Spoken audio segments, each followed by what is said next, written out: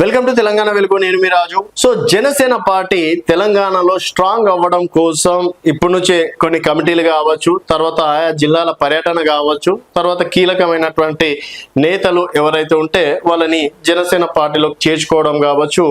So next target 2029 Janasena party target అనేది తెలంగాణలో ఇప్పటి నుంచే మొదలుపెట్టింది. దీనికి సంబంధించి కమిటీలు కావచ్చు, అలాగే ఎమ్మెల్సీ ఎన్నికలు ఇంకొక 6 నెలల్లో రాబోయేటువంటి ఎమ్మెల్సీ ఎన్నికలకి జనసేన పార్టీ ఇప్పటి నుంచే ప్రణాళికలు సిద్ధం చేసుకుంది. ఆల్రెడీ ఉమ్మడి ఖమ్మం, నల్గొండ, వరంగల్ జిల్లాల పట్టభద్రుల అభ్యర్థిగా గడాల శ్రీనివాసరావు కూడా అనౌన్స్మెంట్ చేయడం అనేది జరిగింది.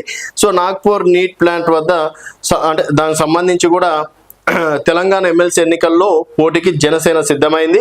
ఉమ్మడి ఖమ్మం, నల్గొండ, వరంగల్ జిల్లాల పట్టభద్రుల ఎమ్మెల్సీ స్థానానికి తమ అభ్యర్థిగా గడాల శ్రీనివాసరావుని ప్రకటించింది. ఈ మేరకు ఆదివారం అధికారికంగా వెల్లడించింది. జనసేన పార్టీ రాష్ట్ర నాయకులు, అధికార ప్రతినిధి, ఉమ్మడి ఖమ్మం జిల్లా జనసేన సంయుక్త కార్యకర్తగా బాధ్యతలు నిర్వహిస్తున్న గడాల గతంలో రాష్ట్ర ప్రజారోగ్య సంచాలకులుగా పనిచేశారు. ఆయనను ఎమ్మెల్సీ అభ్యర్థిగా బరిలోకి దించాలనే ప్రతిపాదనను జనసేన ప్రధాన కార్యదర్శి శ్రీరామ్ తల్లూరి, తెలంగాణ రాష్ట్ర ఇన్ఛార్జ్ శ్రీనివాస్ గౌడ్, పార్టీ అధినేత పవన్ కళ్యాణ్ దృష్టికి తీసుకెళ్లారు. అలాగే జనసేన అధికారికంగా ముందస్తుగా ప్రకటించింది. తనను అభ్యర్థిగా ప్రకటించినందుకు అధినేత పవన్ కళ్యాణ్ కు, రాష్ట్ర ప్రధాన కార్యదర్శి, రాష్ట్ర ఇన్ఛార్జ్లకు ఆయన కృతజ్ఞతలు తెలిపారు. తెలంగాణ రాష్ట్ర ఏర్పాటు తర్వాత వరంగల్, ఖమ్మం, నల్గొండ పట్టభద్రుల ఎమ్మెల్సీ నియోజకవర్గాన్ని తొలిసారిగా 2015లో సాధారణ ఎన్నికలు జరిగినాయి.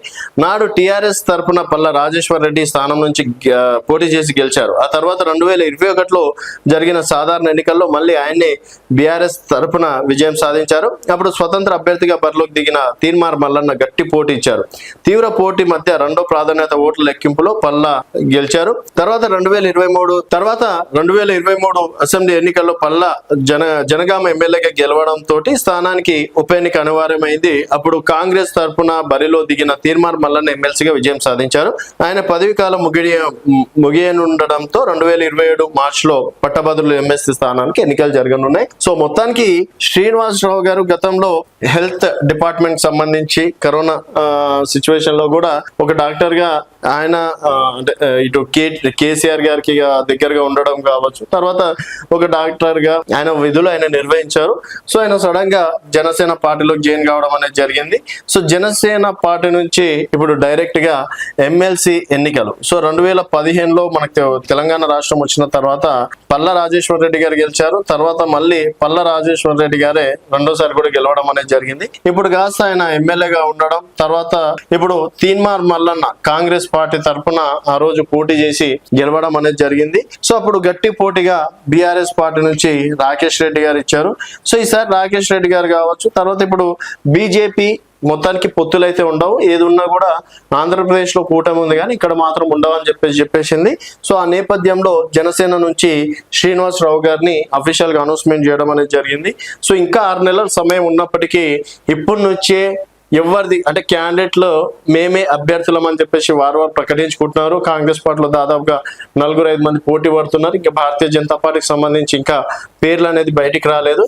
సో ఈసారి మాత్రం రసవత్తరంగా ఉండే అవకాశాలు ఉంటాయని చెప్పేసి కూడా చెప్పుకోవచ్చు. ఇటు మహబూబ్ నగర్, రంగారెడ్డి, హైదరాబాద్ కావచ్చు, ఇటు ఖమ్మం, నల్గొండ, వరంగల్ ఎన్నికలు కావచ్చు.